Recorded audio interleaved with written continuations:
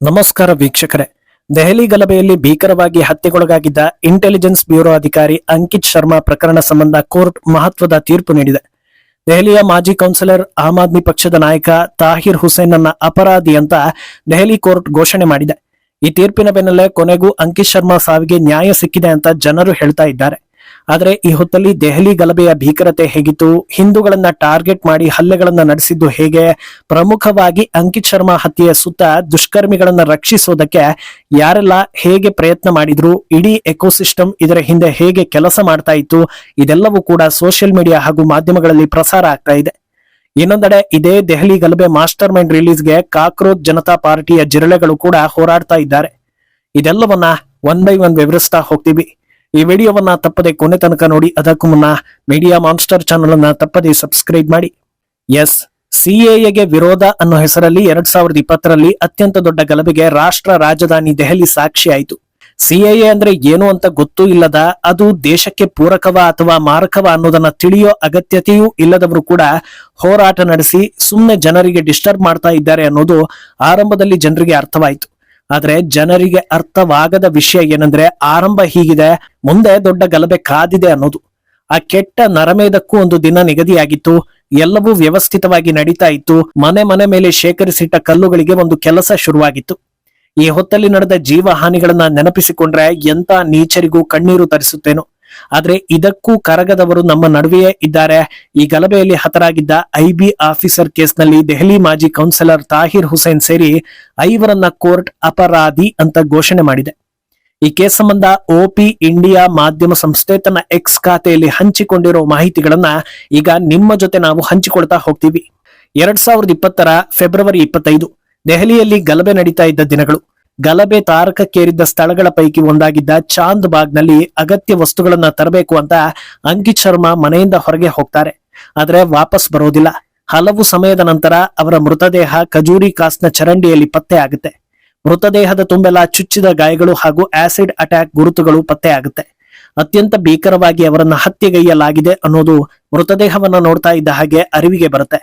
ನಂತರ ಮೃತದೇಹದ post mortem report ನಲ್ಲಿ ಬೆಚ್ಚಿ ಬೀಳಿಸೋ ಮಾಹಿತಿಗಳು ರಿವೀಲ್ ಆಗುತ್ತೆ. ಅವರ ಮೈ ಮೇಲೆ ಬರೋಬ್ಬರಿ 400 ಕಡೆಗಳಲ್ಲಿ ಚುಚ್ಚಿದ ಗಾಯಗಳು ಪತ್ತೆಯಾಗಿರುತ್ತೆ. ಹಲವು ಗಂಟೆಗಳ ಕಾಲ ಅವರನ್ನ ಹಿಂಸಿಸಿ ಕೊಲ್ಲಲಾಗಿದೆ.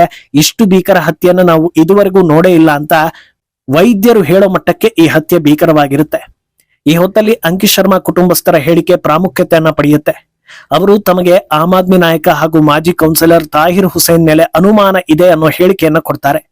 ಆತನ ಮನೆಯನ್ನ ಪೊಲೀಸರು ಪರಿಶೀಲನೆ ನಡೆಸುವಾಗ ಮನೆಯ ಟೆರೆಸ್ ಮೇಲೆ ದೊಡ್ಡ ಕಲ್ಲುಗಳ ರಾಶಿ, ಇಟ್ಟಿಗೆಗಳು ಹಾಗೂ ಪೆಟ್ರೋಲ್ ಬಾಂಬ್ ಸೇರಿದಂತೆ ಹಲವು ಮಾರಕಾಸ್ತ್ರಗಳು ಪತ್ತೆಯಾಗುತ್ತೆ. ಈ ಹೊತ್ತಲ್ಲಿ ಬಾಲಿವುಡ್ನ ಹೆಸರುವಾಸಿ ಕತೆಗಾರ ಜಾವೇದ್ ಅಖ್ತರ್ ಮಧ್ಯ ಪ್ರವೇಶ ಮಾಡ್ತಾರೆ. ತಾಹಿರ್ ಹುಸೇನ್ ಅನ್ನ ಅಲ್ಪಸಂಖ್ಯಾತ ಅನ್ನೋ ಕಾರಣಕ್ಕೆ ಟಾರ್ಗೆಟ್ ಮಾಡಲಾಗ್ತಾ ಇದೆ ಅಂತ ಆರೋಪ ಮಾಡ್ತಾರೆ. ಆದ್ರೆ ಬಾಲಿವುಡ್ನ ಖ್ಯಾತ ವ್ಯಕ್ತಿ ಹೇಳಿದ್ಮೇಲೆ ನಾವೆಲ್ಲ ಕೈಕಟ್ಟಿ ಕೂರೋದೇ ಸರಿ ಅಂತ ಯೋಚಿಸದ ಪೊಲೀಸರು ತಮ್ಮ ಕರ್ತವ್ಯವನ್ನ ಮುಂದುವರಿಸ್ತಾರೆ. ಆಗ ತಾಹಿರ್ ಹುಸೇನ್ ನೇತೃತ್ವದ ಗ್ಯಾಂಗ್ ಅಂಕಿತ್ ಶರ್ಮಾರನ್ನ ಟಾರ್ಗೆಟ್ ಮಾಡಿ ಅಟ್ಯಾಕ್ ಮಾಡಿದೆ. ತಾಹಿರ್ ಮನೆ ಪಕ್ಕದಲ್ಲೇ ಹಲ್ಲೆ ನಡೆಸಿಕೊಂಡು ನಂತರದಲ್ಲಿ ಮೃತದೇಹವನ್ನ ಚರಂಡಿಗೆ ಎಸೆಯಲಾಗಿದೆ ಅನ್ನೋದನ್ನ ಚಾರ್ಜ್ ಶೀಟ್ ನಲ್ಲಿ ಉಲ್ಲೇಖ ಮಾಡ್ತಾರೆ. ವಿವಿಧ ಆಯಾಮಗಳಲ್ಲಿ ಈ ತನಿಖೆ ನಡೀತಾ ಇದ್ದಿದ್ರಿಂದ ಹಲವು ಜನರ ವಿಚಾರಣೆ ನಡೆಯುತ್ತೆ. ಪ್ರತ್ಯಕ್ಷ ಸಾಕ್ಷಿಗಳನ್ನ ಹುಡುಕಲಾಗುತ್ತೆ. ಅವರಿಂದ ಸಿಕ್ಕ ಮಾಹಿತಿಗಳು ತಾಹಿರ್ ಕೈವಾಡ ಇದೆ ಅನ್ನೋದಕ್ಕೆ ಇನ್ನಷ್ಟು ಪುಷ್ಟಿ ನೀಡುತ್ತವೆ. ಗಲಭೆಯನ್ನ ಕಣ್ಣಾರೆ ಕಂಡಿದ್ದ ಕೆಲವರು ತಾಹಿರ್ ಮನೆ ಮಹಡಿ ಮೇಲೆ ನಿಂತು ಸುಮ್ಮನೆ ನೋಡ್ತಾ ಇರ್ಲಿಲ್ಲ, ಆತನೂ ಕೂಡ ಕಲ್ಲು ಎಸಿತಾ ಇದ್ದ, ಹಲ್ಲೆ ಮಾಡ್ತಾ ಇದ್ದ ಅನ್ನೋ ಹೇಳಿಕೆಯನ್ನ ಕೊಡ್ತಾರೆ. ಇದಕ್ಕೆ ಪುಷ್ಟಿ ಕೊಡೋ ಹಾಗೆ ಆತ ಮಹಡಿ ಮೇಲೆ ಓಡಾಡ್ತಾ ಇದ್ದಿದ್ದು, ಆತನ ಕೈಯಲ್ಲಿ ಶಸ್ತ್ರಾಸ್ತ್ರಗಳು ಇದ್ದ ಸಿಸಿಟಿವಿ ಫುಟೇಜ್ಗಳು ಲಭ್ಯವಾಗುತ್ತೆ. ಪೊಲೀಸ್ ಟ್ರೀಟ್ಮೆಂಟ್ ಬಳಿಕ ಘಟನೆ ಬಗ್ಗೆ ಖುದ್ದು ತನ್ನ ಪಾತ್ರದ ಬಗ್ಗೆ ಹೇಳಿಕೆ ನೀಡೋ ತಾಹಿರ್, ಎತ್ತರದ ಕಟ್ಟಡಗಳಲ್ಲಿ ಕಲ್ಲು, ಆಸಿಡ್, ಇಟ್ಟಿಗೆ ಹಾಗೂ ಪೆಟ್ರೋಲ್ ಬಾಂಬ್ಗಳನ್ನ ಶೇಖರಿಸುವ ಮೂಲಕ ಆ ಜಾಗಗಳನ್ನ ಲಾಂಚ್ ಪ್ಯಾಡ್ ಆಗಿ ಮಾಡಿಕೊಂಡಿದ್ವಿ. ಈ ಗಲಭೆ ಟ್ರಂಪ್ ಭಾರತಕ್ಕೆ ಬರೋ ಹೊತ್ತಲ್ಲಿ ಹಿಂದೂಗಳಿಗೆ ಸರಿಯಾದ ಪಾಠ ಕಲಿಸಬೇಕು ಅನ್ನೋ ವ್ಯವಸ್ಥಿತ ಷಡ್ಯಂತ್ರದ ಭಾಗವಾಗಿತ್ತು ಅನ್ನೋದನ್ನ ಒಪ್ಪಿಕೊಳ್ತಾನೆ. ಈ ಕೃತ್ಯಗಳನ್ನ ಎಸಗೋದಕ್ಕೆ ಸುಮಾರು 1.1 ಕೋಟಿ ಹಣ ನಗದು ರೂಪದಲ್ಲಿ ತಾಹಿರ್ ಹುಸೇನ್ ಕೈ ಸೇರಿತ್ತು. ಈ ಹಣದಲ್ಲಿ ಗಲಭೆಗೂ ಮುನ್ನ ಎಲ್ಲಾ ರೀತಿಯ ತಯಾರಿ ಮಾಡಿಕೊಳ್ಳಲಾಗಿತ್ತು ಅನ್ನೋದು ಕೂಡ ಚಾರ್ಜ್ ಶೀಟ್ ನಲ್ಲಿ ಉಲ್ಲೇಖ ಆಗುತ್ತೆ. ಇದರಲ್ಲಿ ಉಮರ್ ಖಾಲಿದ್ ಸೇರಿದಂತೆ ಪಿಎಫ್ಐ ನಾಯಕರ ಹೆಸರು ಕೂಡ ಉಲ್ಲೇಖಿಸಲಾಗಿತ್ತು. ಈ ಸಂಬಂಧ 2022ರಲ್ಲಿ ತಾಹಿರ್ ಮೇಲೆ ಮನಿ ಲಾಂಡ್ರಿಂಗ್ ಆಕ್ಟ್ ಅಡಿಯಲ್ಲೂ ಕೂಡ ಕೇಸ್ ದಾಖಲಿಸಲಾಗುತ್ತೆ. ಈ ರೀತಿ ಒಂದೊಂದೇ ಸತ್ಯಗಳು ಹೊರಬರ್ತಾ ಇರೋ ಹೊತ್ತಲ್ಲಿ ಇನ್ನೊಂದು ದಿಕ್ಕಲ್ಲಿ ತಾಹಿರ್ನನ್ನ ಬಚಾವ್ ಮಾಡೋದಕ್ಕೆ ಅಂತಾರಾಷ್ಟ್ರೀಯ ಮಟ್ಟದಲ್ಲಿ ಪ್ಲಾನ್ ನಡೀತಾ ಇರುತ್ತೆ.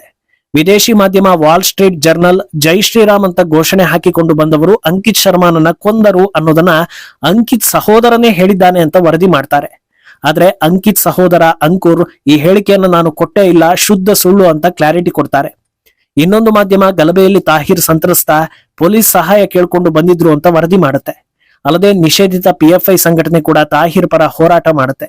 ಜಮಾತೆ ಇಸ್ಲಾಮಿ ಸಂಘಟನೆ ತಾಹಿರ್ನನ್ನ ಅಮಾಯಕ ಅಂತ ಘೋಷಣೆ ಮಾಡುತ್ತೆ. ಆಪ್ ಶಾಸಕರು ಕೂಡ ತಾಹಿರ್ ಬೆನ್ನಿಗೆ ನಿಲ್ತಾರೆ. ಆತ ಮುಸ್ಲಿಂ ಅನ್ನೋ ಕಾರಣಕ್ಕೆ ಟಾರ್ಗೆಟ್ ಮಾಡಲಾಗ್ತಾ ಇದೆ, ಆತನೇ ಆರೋಪಿ ಅನ್ನೋ ಹಾಗಿದ್ರೆ ಪ್ರೂಫ್ ತೋರಿಸಿ ಅಂತ ಪ್ರಶ್ನೆ ಮಾಡ್ತಾರೆ. ಆ ಹೊತ್ತಿಗಾಗ್ಲೇ ಗಲಭೆಯಲ್ಲಿ ಆತನ ಪಾತ್ರ ಇದೆ ಅನ್ನೋದಕ್ಕೆ ಸಾಕಷ್ಟು ಪ್ರೂಫ್ ಸಲ್ಲಿಕೆ ಆಗಿರುತ್ತೆ. ಕೆಲ ತಿಂಗಳುಗಳ ನಂತರ ಈ ಎಕೋಸಿಸ್ಟಮ್ನ ಪ್ರಮುಖರು ಹಾಗೂ ಮಾಧ್ಯಮಗಳು ರಾಜಕೀಯ ದ್ವೇಷಕ್ಕೆ ತಾಹಿರ್ ಗುರಿಯಾಗಿದ್ದಾನೆ, ಆತ ಅಮಾಯಕ ಅಂತ ದನಿ ಎತ್ತೋದಕ್ಕೆ ಆರಂಭಿಸ್ತಾರೆ.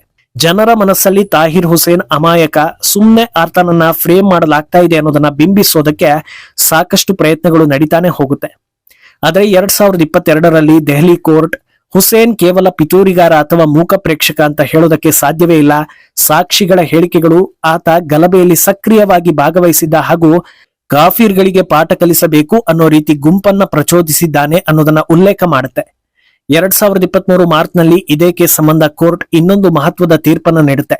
ತಾಹಿರ್ ಹುಸೇನ್ ಹಾಗೂ ಇತರೆ 10 ದುಷ್ಕರ್ಮಿಗಳು ದಾಳಿ ನಡೆಸೋದಕ್ಕೆ ನಿರ್ದಿಷ್ಟ ಉದ್ದೇಶ ಇತ್ತು, ಹಿಂದೂಗಳನ್ನ ಟಾರ್ಗೆಟ್ ಮಾಡಿಕೊಂಡೇ ಈ ದಾಳಿಯನ್ನು ನಡೆಸಲಾಗಿದೆ ಹಾಗೂ ಅಂಕಿತ್ ಶರ್ಮಾ ಹಿಂದೂ ಅನ್ನೋ ಕಾರಣಕ್ಕೆ ಆತನನ್ನ ಕೊಲ್ಲಲಾಗಿದೆ ಅಂತ ಉಲ್ಲೇಖ ಮಾಡ್ತಾರೆ. ಇದರ ನಡುವೆಯೂ 2025ರಲ್ಲಿ AIMIM ತಮ್ಮ ಪಕ್ಷದಿಂದ ತಾಹಿರ್ ಹುಸೇನ್ಗೆ ಟಿಕೆಟ್ ನೀಡಿ ಕಣಕ್ಕೆ ಇಳಿಸುತ್ತೆ. ಆತ ಸಮುದಾಯದ ನಾಯಕ ಮಾತ್ರ ಅಲ್ಲ, ಶಾಸಕ ಕೂಡ ಹೌದು ಅನ್ನೋದನ್ನ ನಿರೂಪಿಸೋ ಪ್ರಯತ್ನ ನಡೆಯುತ್ತೆ. ಬೇಲ್ ಸಿಗದೆ ಇದ್ರೂ ಪ್ರಚಾರಕ್ಕಾಗಿ ಕೋರ್ಟ್ ಪೆರೋಲ್ ನೀಡಿದ್ರಿಂದ ಸಮುದಾಯದ ಸಾಕಷ್ಟು ಜನರನ್ನ ಸೇರಿಸಿ ಒಗ್ಗಟ್ಟು ಪ್ರದರ್ಶನ ಮಾಡ್ತಾರೆ. ಆದ್ರೆ ಈ ಎಲ್ಲಾ ಪ್ರಯತ್ನಗಳ ನಡುವೆಯೂ ಹತ್ಯೆ ನಡೆದು 6 ವರ್ಷಗಳ ಬಳಿಕ ಕೊನೆಗೂ ತಾಹಿರ್ ಹುಸೇನ್ ಅಪರಾಧಿ ಅಂತ ಕೋರ್ಟ್ ಆದೇಶವನ್ನ ನೀಡಿದೆ. ಈ ತೀರ್ಪು ನೀಡೋದಕ್ಕೆ ಕಾರಣವಾಗಿದ್ದು ಅಂಕಿತ್ ಶರ್ಮಾ ಕುಟುಂಬದ ಆರೋಪ, ಪ್ರತ್ಯಕ್ಷ ಸಾಕ್ಷಿಗಳ ಹೇಳಿಕೆ, ಗಲಭೆಯಲ್ಲಿ ತಾಹಿರ್ ಪಾತ್ರ ಇತ್ತು ಹಾಗೂ ಮನಿ ಲಾಂಡ್ರಿಂಗ್ ಸೇರಿ ಇತರೆ ಕ್ರಿಮಿನಲ್ ಆಕ್ಟಿವಿಟಿಗಳ ಸಂಬಂಧ ಸಾಕ್ಷಿ ಆಧಾರಗಳನ್ನ ಪರಿಗಣಿಸಿದ ಬಳಿಕ ಈ ಮಹತ್ವದ ತೀರ್ಪನ್ನ ಕೋರ್ಟ್ ನೀಡಿದೆ. ಅಂದಹಾಗೆ ಅಂಕಿತ್ ಶರ್ಮಾ ಕಗ್ಗೊಲೆ ದೆಹಲಿ ಗಲಭೆಯ ಒಂದು ಭಾಗ ಅಷ್ಟೇ, ಅಲ್ಲಿಗೆ ಇಡೀ ದೆಹಲಿ ಗಲಭೆ ಎಷ್ಟು ಭಯಾನಕವಾಗಿತ್ತು ಅನ್ನೋದನ್ನ ಅರ್ಥ ಮಾಡ್ಕೊಳ್ಬೇಕಾಗತ್ತೆ. ಸಾಧಾರಣವಾಗಿ ಸ್ವಯಂ ಘೋಷಿತ ಬುದ್ಧಿವಂತರು ತಮ್ಮನ್ನ ಶಾಂತಿ ಪ್ರಿಯರು ಅಂತಲೂ ಹೇಳಿಕೊಳ್ತಾರೆ. ಆದ್ರೆ ಸದಾ ಉಗ್ರರು ಹಾಗೂ ದುಷ್ಕರ್ಮಿಗಳಿಗೆ ಬೆಂಬಲ ಕೊಡೋದು ಯಾಕೆ ಅನ್ನೋದು ದೇಶದ ಜೆನ್ಜಿಗಳ ಪ್ರಶ್ನೆ. ಅಲ್ಲದೆ ಇದೇ ಕೇಸ್ನ ಚಾರ್ಜ್ ಶೀಟ್ಗಳಲ್ಲಿ ಉಮರ್ ಖಾಲಿದ್ ಹಾಗೂ ಶಾರ್ಜಿಲ್ ಇಮಾಮ್ ಪಾತ್ರ ಏನಿತ್ತು ಅನ್ನೋದರ ಬಗ್ಗೆ ಸವಿವರವಾಗಿ ಇದೆ. ಅದನ್ನ ಓದಿರುವ ನ್ಯಾಯಾಧೀಶರು ಇವರಿಗೆ ಬೇಲ್ ನೀಡೋದಕ್ಕೆ ಆಗೋದಿಲ್ಲ ಅಂತ ಹೇಳಿದ್ದಾರೆ. ಆದ್ರೂ ಕೂಡ ಕಾಕ್ರೋಚ್ಗಳು ಈತನ ಬಿಡುಗಡೆಗಾಗಿ ಉಗ್ರ ಹೋರಾಟ ನಡೆಸ್ತಾ ಇರೋದು ಯಾಕೆ ಅನ್ನೋದು ದೇಶದ ಜೆನ್ಜಿಗಳಿಗೆ ಅರ್ಥವಾಗದ ಪ್ರಶ್ನೆ. ಸದ್ಯ ಈ ಕೇಸ್ನಲ್ಲಿ ಕೋರ್ಟ್ ನೀಡಿದ ತೀರ್ಪು ಹಲವು ಆಯಾಮದಲ್ಲಿ ಪ್ರಮುಖ ಎನಿಸ್ಕೊಳ್ತಾ ಇದೆ. ಆದ್ರೆ ಇನ್ನೂ ಹೈಯರ್ ಲೆವೆಲ್ಗೆ ಹೋಗೋ ಅವಕಾಶ ಇರೋದ್ರಿಂದ ಮುಂದಿನ ಹಂತದಲ್ಲಿ ಸುಪ್ರೀಂ ಕೋರ್ಟ್ ನಲ್ಲೂ ಈ ಕೇಸ್ ಸದ್ದು ಮಾಡೋ ಸಾಧ್ಯತೆ ಇದೆ. ಈ ಬಗ್ಗೆ ನಿಮ್ಮ ಅಭಿಪ್ರಾಯವನ್ನ ತಪ್ಪದೆ ಕಮೆಂಟ್ ಮೂಲಕ ತಿಳಿಸಿ.